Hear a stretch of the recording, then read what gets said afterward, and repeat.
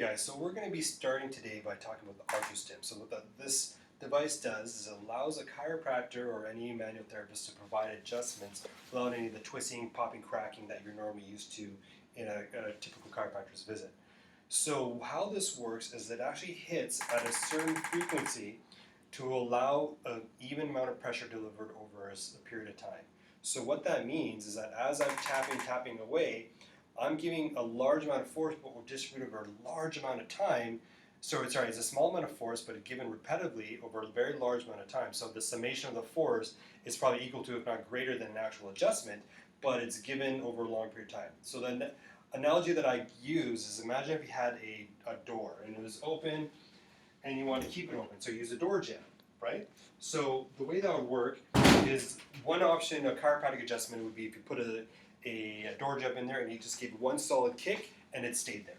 The second option is you put the door jamb in place and you just kind of slightly tapped it, tap, a few more times, and finally, like, that door jamb is all the way.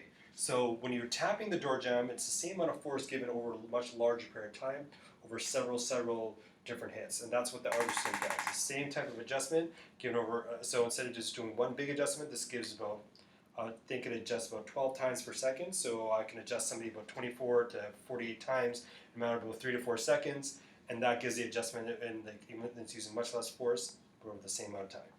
So what you do is all you do is you take your patient, you palpate along the patient, you find your restrictions, you put your ArthroStim right over it, and it doesn't take long. And you don't want to hold it there for about 2, 3, 4, 5 seconds. You want to give short, pulsating beats, okay? So what that will allow you to do is allow you to, again, like I said, adjust patients, or receive, if you're a patient, it's going to allow you to receive an adjustment.